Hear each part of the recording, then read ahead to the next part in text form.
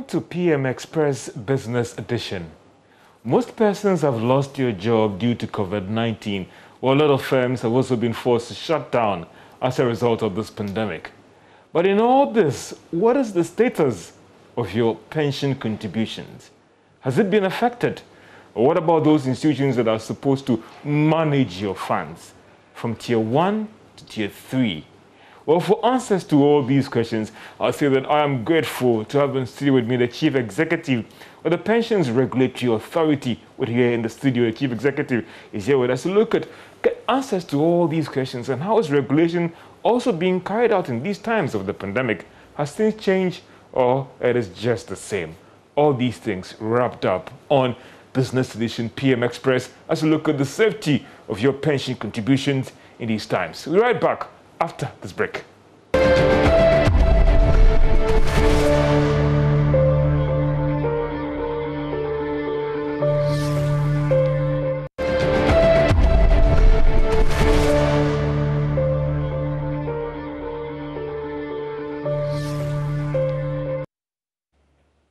Welcome to PM Express Business Edition as we talk about the safety of your pension contributions in these times of pandemic. A lot of people have lost their jobs.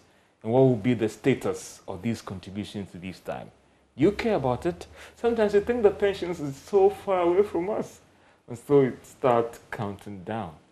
But there is an institution, there is an authority that ensures that your contributions to Tier 1, the private scheme, and then SNIT is safe. So that when your time is due to take your pension or benefits or your lump sum, okay, I hope I'm not getting technical here, that is done. Wilson Hayford, Atta Kruti, is the Chief Executive of the National Pensions Regulatory Authority. So Hayford, how are you doing? I'm doing good. I'm doing good. It's been quite a long time, sir. I know. I've been here, but it's been quite a while. I think before COVID. Yeah.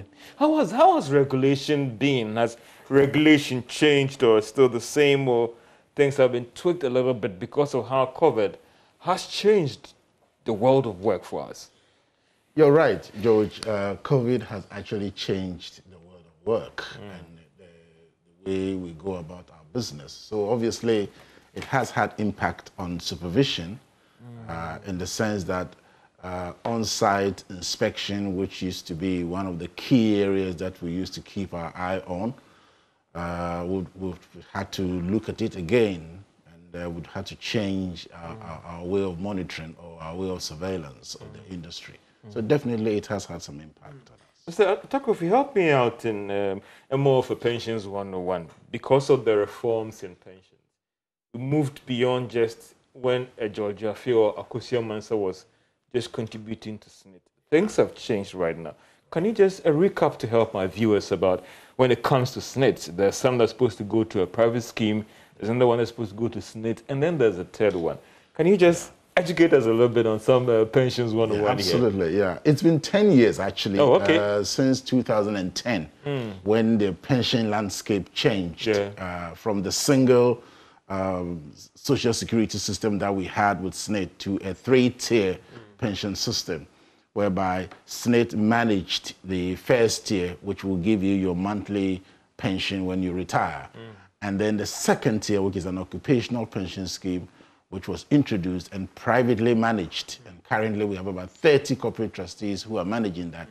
And then there's a third tier voluntary scheme, which is also privately managed and which allows people in the informal sector to also join a pension scheme. And that also gives a lump sum. The first two tiers are mandatory under law, but the third tier is voluntary. So that is the new landscape of pensions. Let's look at the deductions. I understand that a certain percentage of your salary is supposed to go to the first year that is managed by private entities, and then the rest is supposed to go to SNIT as well. Can you help us in that area as well? I mean, the law says 18.5% of your salary, your gross, your basic salary, is mandatorily taken. And it's supposed to be done by your employers, right? Your employer. Okay. The 5% is from you, the employee, your basic salary that is deducted to pay for your occupational pension scheme. That is your tier 2. And then your employer will take 13.5% of your basic salary, not from your salary, but his employer's from employer's own purse, but they calculate at 13.5% of your basic salary, and then they will give that to SSNIT. Now, SSNIT will then remit 2.5% to the National Health Insurance Scheme, and then SSNIT will keep the 11% and invest on your behalf. That becomes your tier 1 contribution. So that is the mandatory part. But the law allows you to use as much as 35% of your basic salary tax-free. So there's another 16.5%, which if you want voluntarily to use as part of your tier 3 pension, you can also use. Let's come back to a very critical thing here in having all these schemes. Let's look at regulation now. And we can't talk about regulation without COVID. Of course. And let me first start with the NPRA itself. How are things for you right now? Yeah, it's good. It's been good. 10 years of our existence. We celebrated, well, COVID allowing, we celebrated our 10th anniversary last year, because we would have been in operation since 2010. Okay. And the landscape of regulation has changed, obviously, especially with the onset of COVID, where we've had to use a risk-based supervision methodology. When you talk about risk-based, what do you mean here? What we mean here is that you have to look at the industry, the surveillance of the industry, where there are weaknesses, where there are risks. For example, companies that are not doing so great, companies that are delaying in paying benefits, companies that are not submitting their reports on time, companies that may not necessarily have the requisite staff or IT systems that are robust enough. Then, as a regulator, you concentrate on how to support those parts of the industry to grow. Whilst the other bits who are doing their job very well, that we call them the green list, those who are on the green list have minimal risk factors there. They can go on. Of course, you're keeping your eye on them, but the concentration of your supervision is with the weaker ones, those ones that have some risk matrices. So before we got into this program, I told myself how we should try to break things down for everyone. So just like how the banking sector or the Bank of Ghana regulates banks, the National Pensions Regulatory Authority also regulates the pension sector. That is the trustees, SSNIT, and what have you, right? Yeah.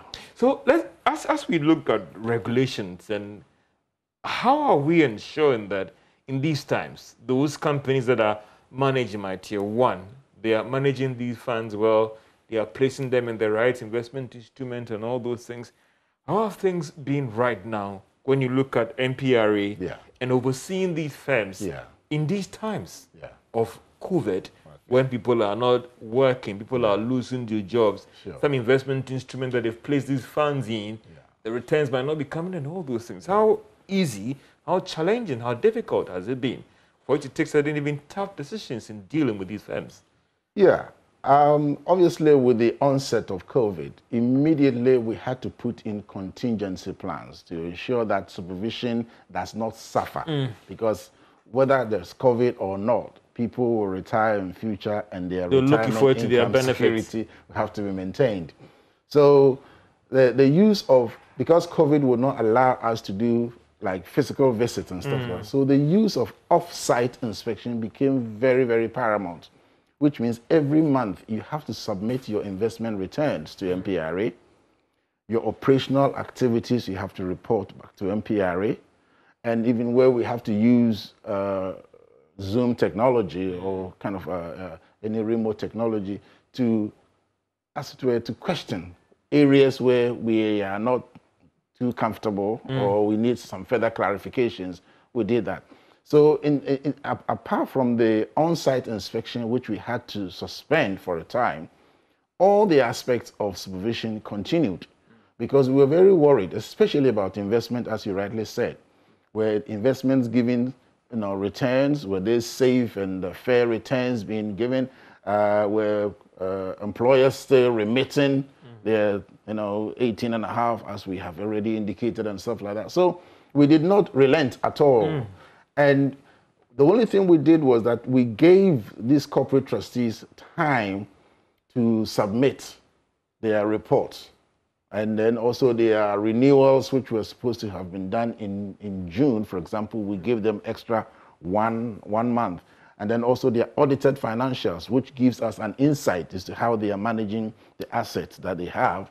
We also give them an extra 1 month. So yes, we gave that kind of permissions, but under no circumstance did we relent in our supervision responsibilities. Not mentioning names, with respect to these private firms that are supposed to be managing, is the tier 1, I stand to be corrected. Tier 1 and tier 2. Tier 1 and tier 2. Yeah.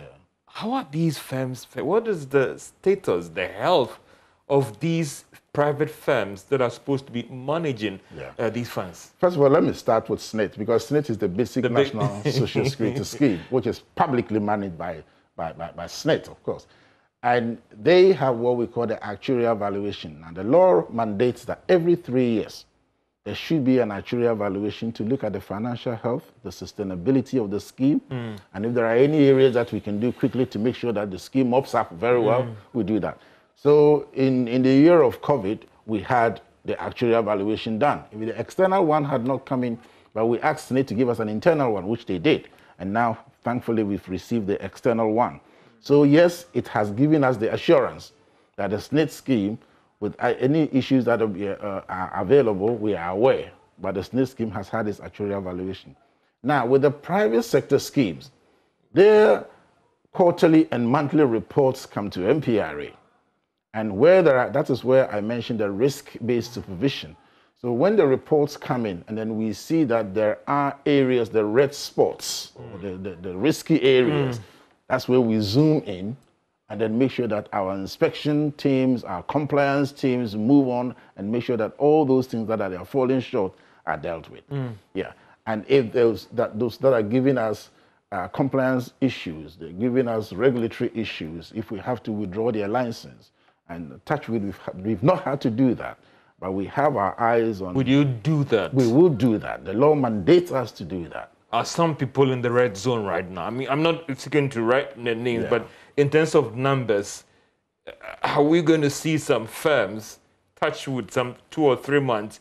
If they don't improve X, Y, Z, you might be forced to withdraw their license. Well, in every industry, in every situation, there are some, I mean, even in the school, in the class, there are children you keep your eye on because you don't want them to fall through. Yeah, I understand. So yes, there may be some 1 or 2 corporate trustees, 4, 1 or 2.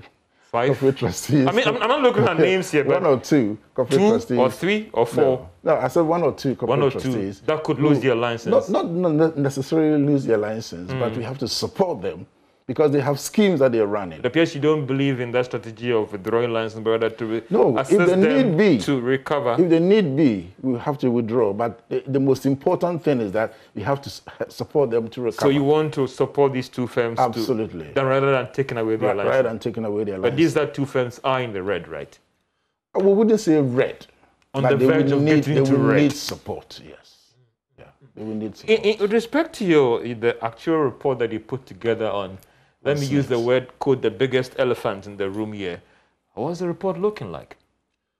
Oh, well, there are things, for example, that need a national conversation, for example, that whether the contribution, the 18.5% needs to be increased, for example, because the more you contribute, the better your chances of ensuring your retirement income security.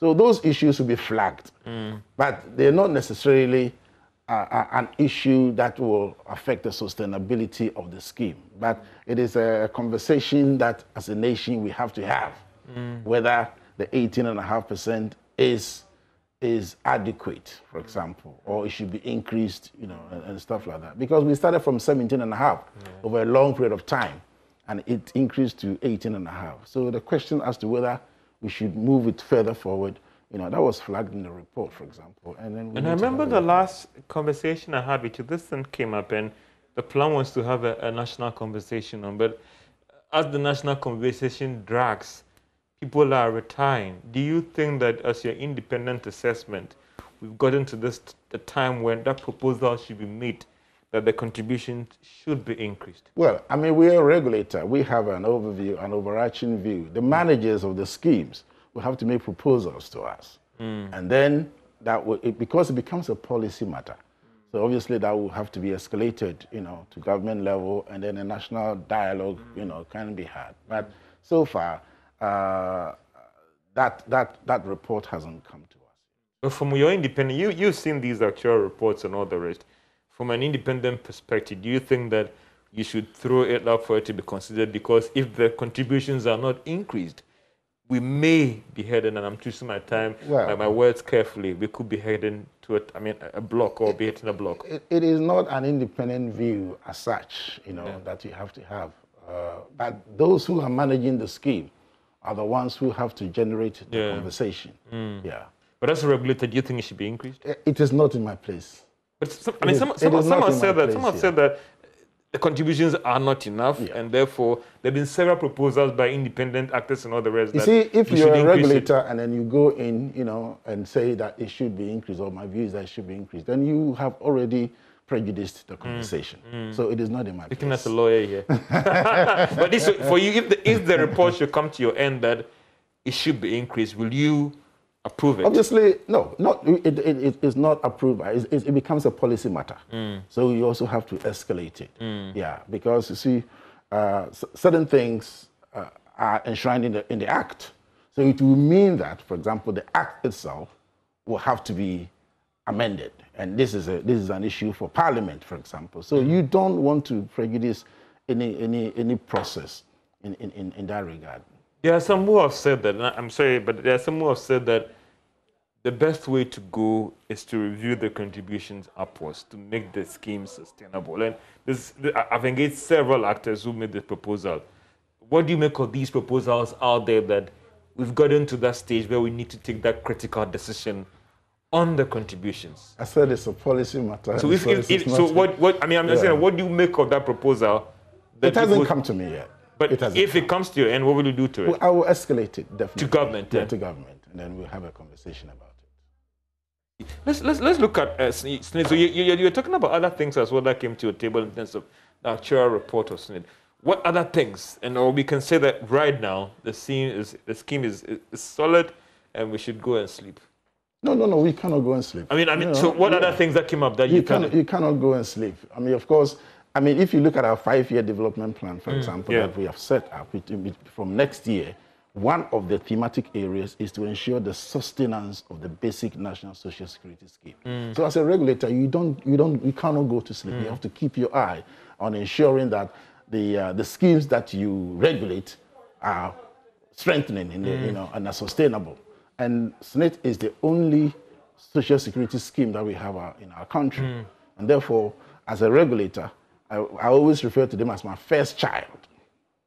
As a regulator, you always have to keep and ensure that that scheme is sustainable. So it is one of the areas that we are looking at for the next 5 years. You think it's sustainable? It will be sustainable. It is our responsibility to ensure that it is sustainable. What do you think we need to do? Apart from, this proposal of contributions being increased, what else do you think we need to do? There are some who've raised issues about investment, people who raise issues about trimming down and all the rest and blah, blah. Well, not necessarily. There are areas that, for example, as far as our regulation is concerned, we have to make sure that SNID does. For example, every year there should be indexation so that people's pensions are bumped up to make sure that they are in line with wage inflation. We have to make sure that they have an investment guideline. We have to make sure that there is actuarial valuation every 3 years. We have to make sure that we go for inspection to make sure that benefits are paid and all those things. So those are the areas that the law mandates us, and those are the areas that we have to look at to make sure that the scheme is sustainable over a period of time. And from what you've seen, are these things being done? Things are being done, but of course, like every institution, if you go to sleep over what they're doing, they could lag, as it were. You don't want them to plateau. You always have to keep them on their toes and keep their feet close to the fire to ensure that they do the right thing. Because ensuring retirement income security means that people's monthly pensions that they rely on for the rest of their life, if good Lord keeps them for a long time, that is always maintained. Because there's a guaranteed period of 15 years. You have to ensure that that is maintained. And then people are living longer because of advance in technology, medicine, people are living healthier lives. So longevity is a risk that every social security scheme globally is having. Okay, yeah. And therefore, we have to make sure that the SSNIT scheme sustains and is able to pay for people's lives for the rest of beyond retirement. People have raised issues with their investment policies and all the rest and investment. What do you also make of those concerns as a regulator?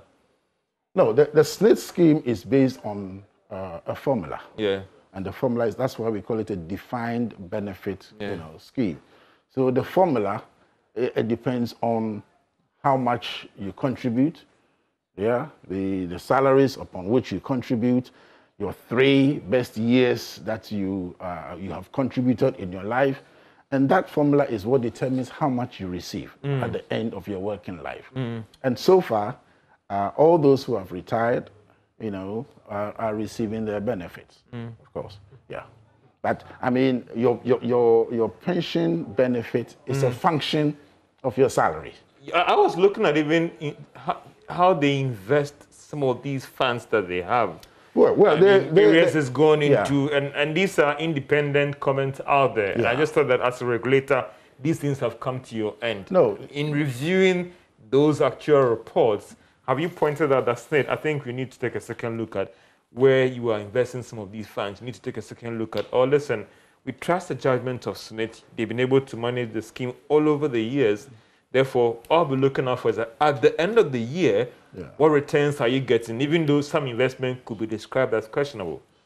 George, the SSNIT scheme, just like the Tier 2 schemes, have investment guidelines.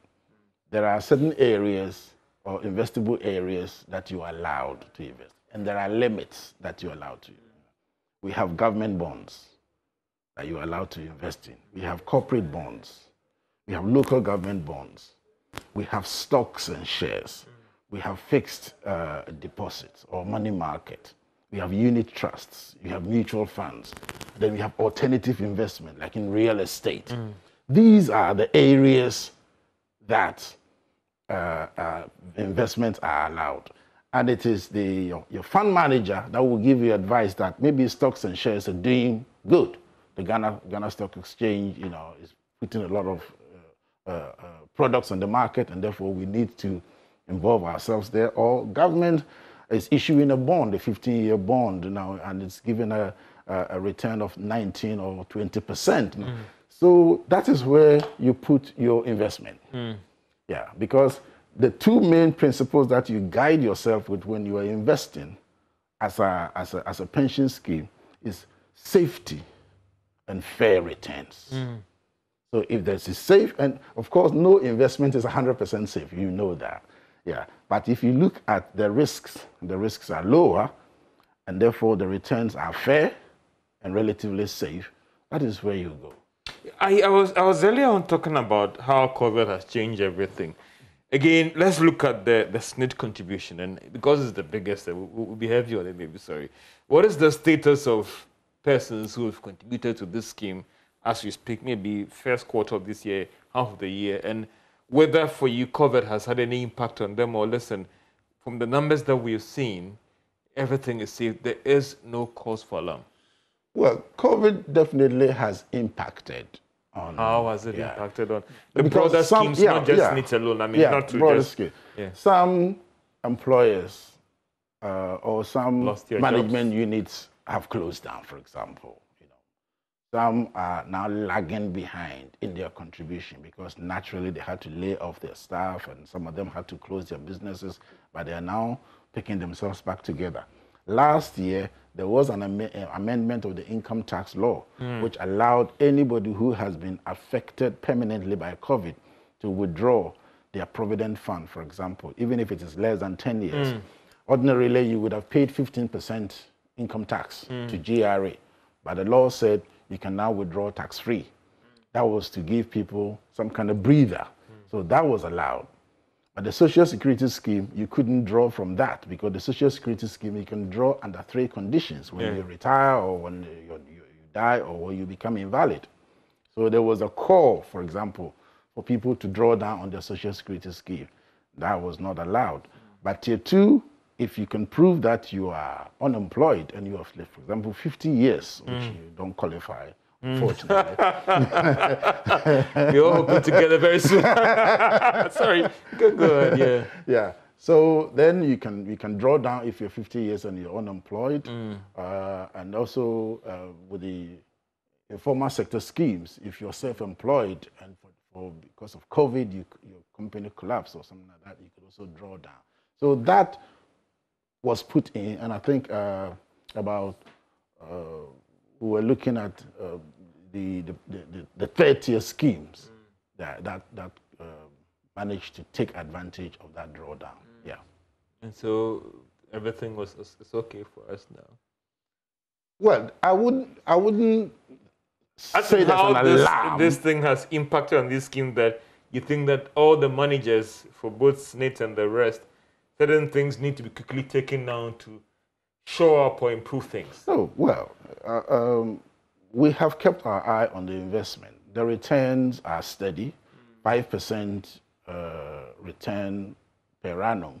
So, for example, now, last year it was 23 billion. Now it's moved on to 30 billion.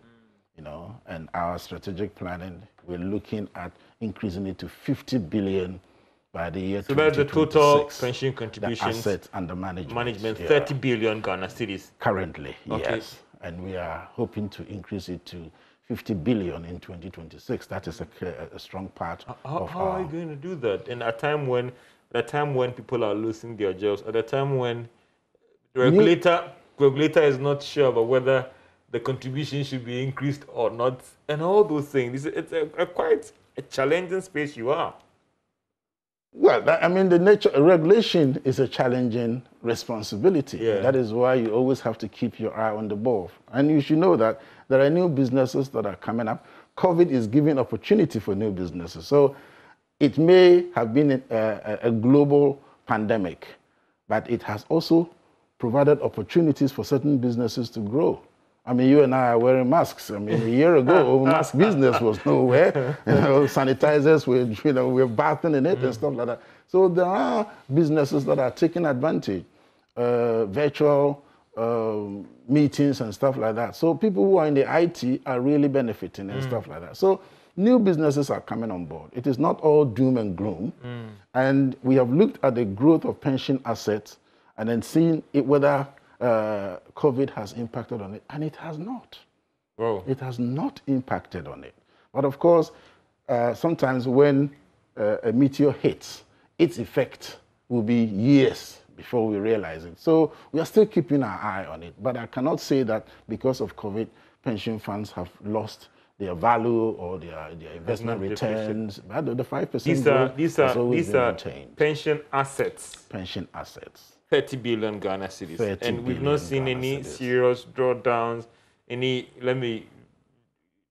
depreciation on these funds and all the rest because of COVID. Yeah. I mean, obviously, when you reach a year of decumulation, that would impact on the inflow.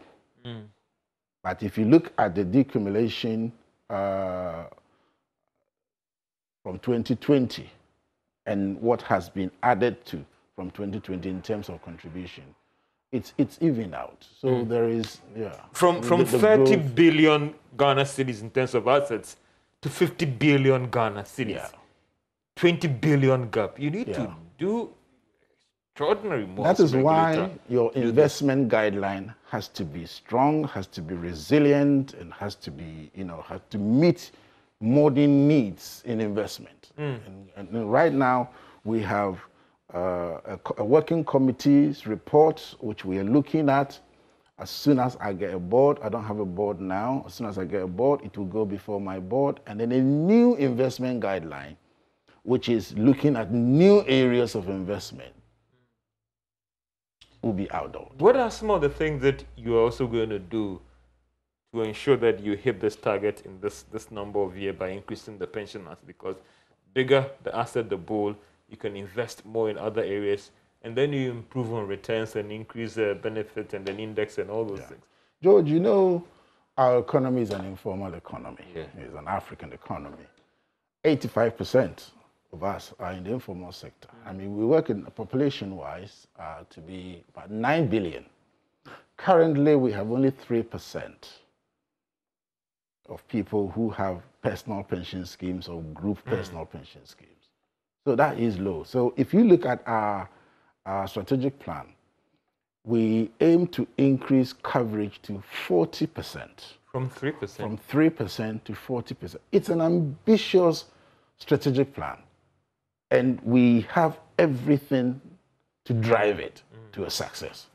Okay. Mr. Kruti, I just so it is the 40% penetration that will increase the assets under management to the 50 billion that we're talking about. At this point, I want to take a short break. This is PM Express Business Edition. We're looking at the safety of your pension contributions in this COVID-19 times. How has it affected them? Well, from what we're getting from the regulator, things are quite safe for you out there. We'll get more about how he's planning to grow penetration from 3 to 40%. This is PM Express Business Edition.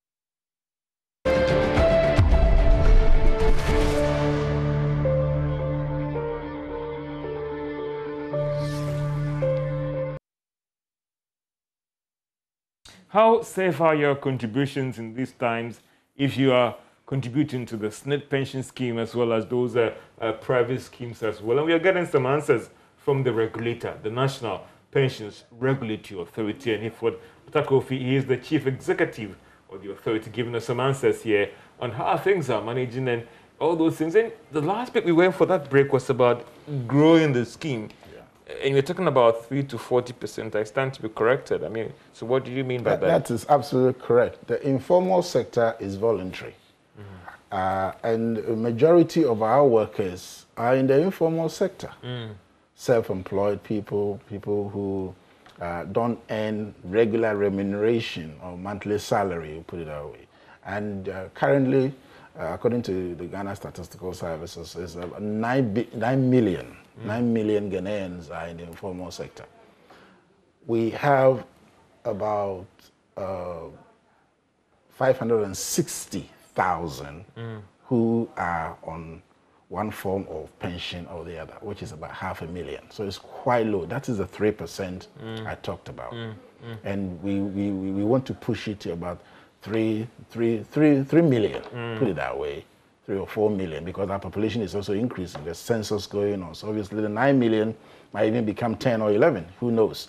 So it is this sector of the economy that we hope to penetrate and bring people to the pension landscape.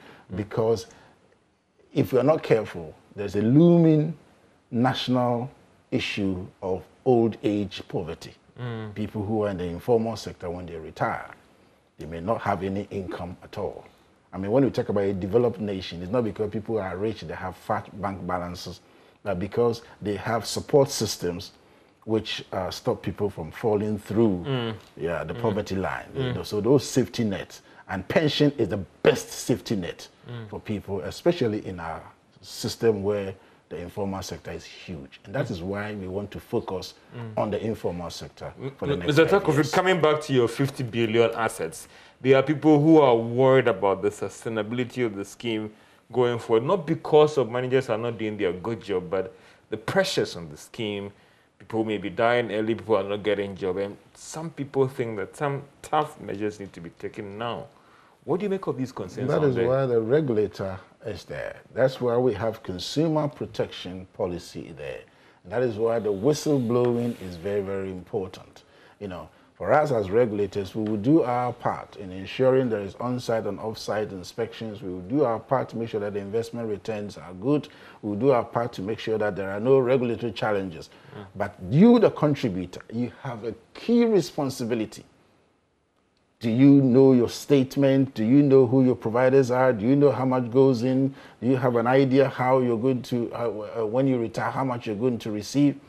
We've given directives to the providers. For example, SNET, we have what we call age 54.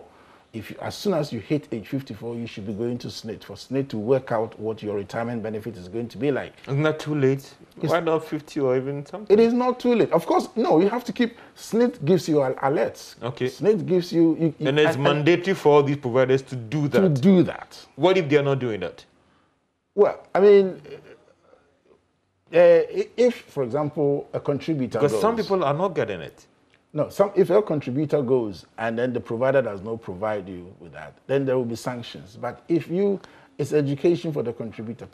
I'm looking at a situation where I can sit here on my phone on some of the schemes that they do on behalf of me, the company itself, my personal ones. I get all the alerts that I'm supposed to do. There are some people who are not getting the alerts from other providers put together and even all the schemes. So what happens to... So, George, that is why conversations like this is very, very important for people out there, that the best way to keep your eye on your pension is you yourself, making sure that, for example, these alerts come in. If you don't have access to technology or this kind of modern phones to be able to access you go to your provider. Know who your provider is. It is crucial that we ourselves, we keep our eye on our investment. You see, we cannot have an investment and then go to sleep and expect that when I turn up at 60, the investment is giving me a good return. What about these companies as well? Compliance as well. There are a lot of companies out there. When you say are starting to be compliance, as in them making the necessary deductions on behalf of their workers and paying the right deductions or doing the right deductions as well. Yeah, George, thank you for that, because the law makes it mandatory.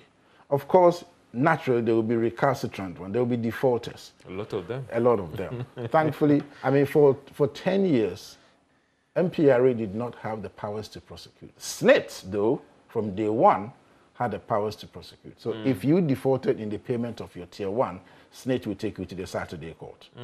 And of course, it also depends on whistleblowers, because there are private institutions that, SNET may not even be aware that they're existing. They may employ 5, 6, 7, a small number of people. They will not put themselves, available to pay their SNET contribution. So whistleblowing is very, very important. But SNET will prosecute you. From last year, NPRA got the prosecutorial powers from the Attorney General, and we've started prosecuting. As we speak now, there are 15 management units that are being processed for prosecution. We've prosecuted about 31 now. We've managed to collect 6.2 million from these defaulting employers, and these monies have been paid to the corporate trustees who are managing them, and there is more to come. So at least now, any establishment that is not paying pension contribution as the law mandates them to do, NPRA is coming after you. Yes. So we should report them, right? Report them. It's important. Like in policing, we the civilians or we the citizens will have to help with policing. We are policing the pensions industry. Those that come to our knowledge, we will follow up with our investigation and then, if possible, prosecution. But you out there, if you have any belief or suspicion that my employer is not paying my pension contribution, just walk into NPRA and then you see the result of it. A lot of them come. And most of these prosecutions that we are undertaking, they've come as a result of whistleblowing. In several countries, and it's not just about Ghana, pension scheme assets are coming under pressure. Some countries have taken the decision that, listen, if you have the strength, instead of retiring early, they have actually reviewed the age. Do you think Ghana should follow as well? By reviewing the pension age, the age that you can go on pensions? Well, I think our last conversation, this came up. Yeah. And I said it is a matter of a national conversation. But remember, our Constitution puts retirement age at 60. So it is not a matter that should be taken lightly, that maybe in a discussion like this, the regulator says increase pension age. I mean, that would be sinning against the Constitution of the land. But it is a matter that has to be looked at as a nation. And if the Constitution would need to be looked at, it will be looked at. But for now, the retirement age is 60. A national conversation should start right now that brings in government, parliament, and all the rest to look at this? If they will. In the line of improving the scheme as well. If they will, if the national will is there, it's a constitutional matter. If I would want to retire 65. You're a citizen? Yes. You're a citizen? I'm not a spectator. You're a citizen. So you think that if we can push that debate as well? Of course. Of course, you're a citizen. I mean, if there is any part of the Constitution that needs to be looked at, why not? The president says we should be citizens, not spectators. Okay. Yeah. Let's come back to other contributors also respecting the law and living by it. And I stand to be corrected. There are some who also accused government as an employer, not the timeliness of their contributions. You are the regulator. Is that happening? There have been several instances where people have accused government of not paying their contributions on time and all the rest. What is the situation as we speak right now? Yeah, I mean, we've had public sector schemes, for example, who have written to us, petition, that the controller is not, paying their contributions on time. Yeah. When the petition comes, we will push it to government and ensure that that contribution is made. Because, you see, in a defined contribution scheme,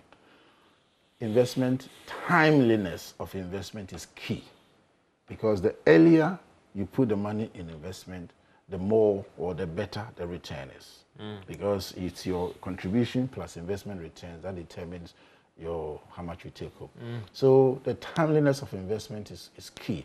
So therefore, when issues like that come to our attention, we have to make sure that we get onto controller to make sure that any delays in the payment is dealt. Someone was drawing my attention about the difference between the tier 2 and then senators. I don't know whether there were some reconciliation that was supposed to have been done on the part of government. Has that been done as well? I stand to be corrected. I'm not sure about that. I mean, if you can, yeah, I'm not sure about that question. But as we speak right now, has the controller honored all the payments that is due, even for first quarter, for the various government workers in the public sector? No delays as at now has come to our attention.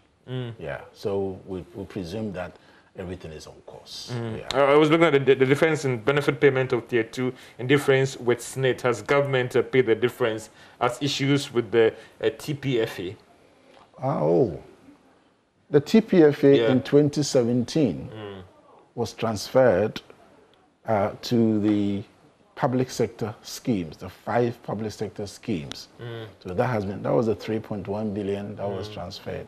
So that's been done. So now we have the health sector occupational pension scheme, the judicial sector occupational pension scheme, the civil service occupational pension scheme, which is a master trust scheme under H, and the GES, which is the biggest, the teachers scheme. Yeah, all those things are being managed. So the TPFA has been paid.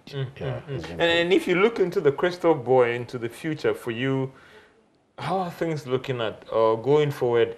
As I said earlier, some tough decisions needs to be taken to make this scheme self-sufficient. Yeah.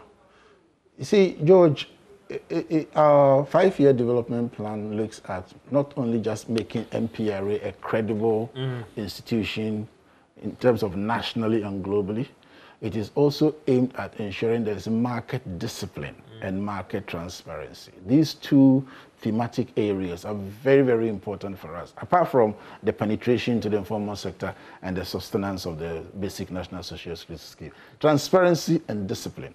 If you are managing an industry that is aiming to have 50 billion in 5 years' time, currently the 30 billion is 7.8% of our GDP. And therefore, you have to have a strong surveillance system. That is a huge amount of money. And therefore, there should be discipline with the players. Investment decisions wouldn't need to be taken lightly, for example. Reporting will have to be very hot all the time. You have to be on their heels. Like I say, keep their feet close to the fire so that they will feel it. Okay? So it is an area that we as regulators cannot, and we can't afford to relent. And that is why we need a surveillance system that will help us map out all the hot spots, the red spots, the risky areas, and then support. And where need be, for example, if licenses will have to be taken, so that we can consolidate the industry. Just like the two firms that are in the red, or that you are planning to help them. I said maybe one or two. Two, okay. Yeah, I didn't say two. Okay, one or two, so there's still two and there's one. But I hear about pension diaspora, and I ask myself, listen, we're already struggling with our pensions locally. Aren't you being too ambitious about this whole extending pension coverage to the diaspora? Yeah, first of all, there are expatriates who are working here in Ghana. Okay. The law mandates expatriates who are working here in Ghana to contribute to pension here. If your contract is 3 years, 36 months. I see. Yeah, or less. You contribute whilst you're here. When you are emigrating, you can take your money with you. If the contract is less than 36 months, you have to prove that you are contributing to pension in your home country. If you can give us the evidence, then you will not be required to pay Social Security here in Ghana. So there is that aspect of the diaspora. And then there are also Ghanaians who are working abroad, who would want to retire home, who would want to repatriate part of their earnings home to be put in investment, so that will be an incentive for them to come back. So we have launched a diaspora pension scheme, which the some corporate trustees have taken up, and they are taking contributions on behalf of Ghanaians who are in the diaspora. So it can only go to enrich our asset that we are managing. The 50 billion we're talking about may not necessarily come from you and I here in Ghana, but it can come from a rich burger somewhere who wants to bring their money here. I don't see how, if you don't increase the pension age and then the contribution, how that could. But that's just a personal view. That is your personal view. But I mean, again, quickly as we wrap up on this program, the compliance bit as well. There have been instances where companies, since it's your basic salary, move everything into your benefit, and your basic is very, very small. Just 30 seconds, a minute.